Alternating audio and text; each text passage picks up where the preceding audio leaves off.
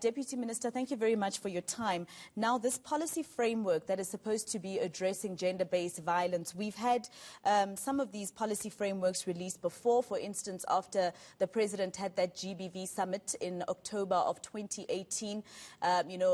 Civil society organizations as well as government signed on, black and white paper to say that they are going to work together. What difference is this one going to make? Well, we welcome the initiative of the Department of Higher Education, Science and Innovation, because, that institution has a huge number of young people, and we're seeing terrible cases of gender-based violence emanating from those. So the policy, of course, it has to be implemented. It's a guide. It's a moral and political authority that has been sent out there to all institutions of higher learning to say it can't be business as usual.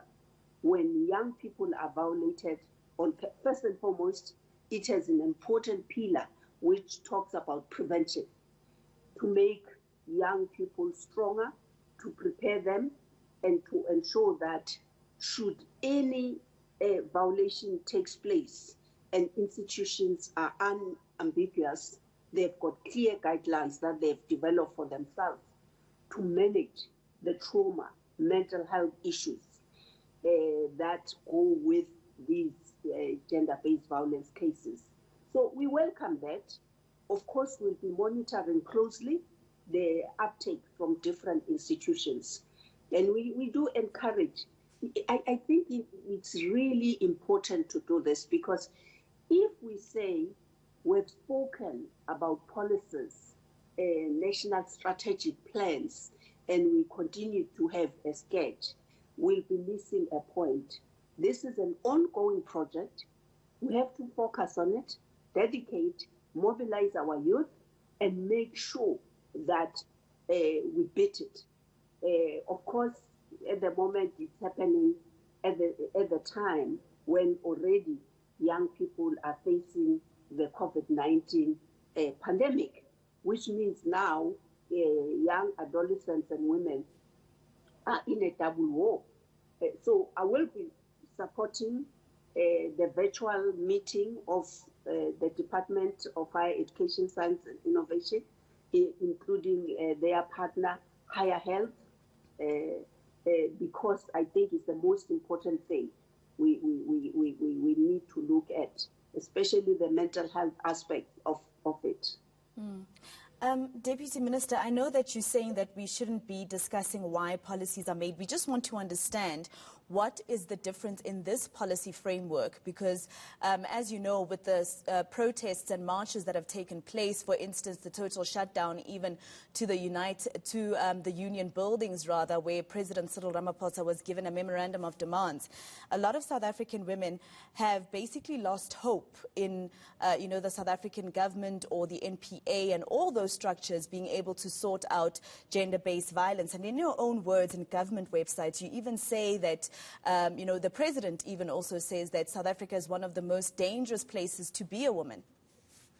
Yeah, you see, we admit because of patriarchy and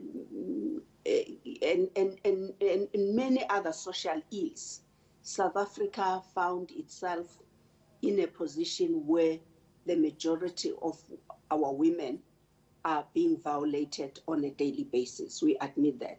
But I think when I look at the National Strategic Plan, which has shaped even what this department is doing, is that it's really thought through with different pillars, which has started to compel quite a number of departments to review even the legislation. When I say other departments, I'm talking about the criminal justice system.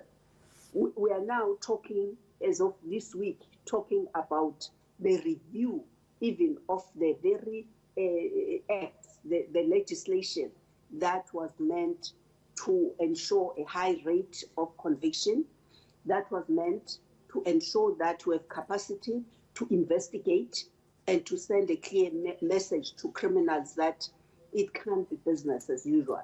They cannot get bail. So it has, this policy framework has really tightened quite a number of things. But also for me, the promotion and prevention elements of it are very, very important, because that's where the mobilization of communities, stakeholders, the mobilization of other resources, especially the energy from young people themselves, from young men, to stand up and challenge the practice. It's something which is in one of the pillars which we had ignored for too long, focusing each August month will be focused on women, talking about what they are doing, what their challenges are.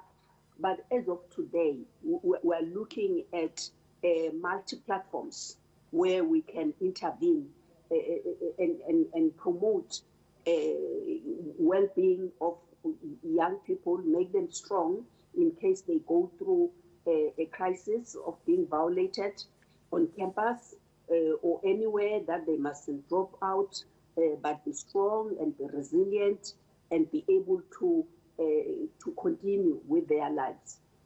Above everything, we have never directly looked even at economic justice as part of this. We are beginning to say no workplace should turn a blind eye to the challenge of gender-based violence and femicide. And what I like with what the department is now looking at as of today, they are even looking at mental health aspects of it, to say, because students are primarily at school to learn, if we ignore the mental health aspects, they will undermine the very purpose for which they are sent to school, to acquire learning and obtain certificates and degrees. All right, Minister, I've run out of time. Thank you very much for that interview.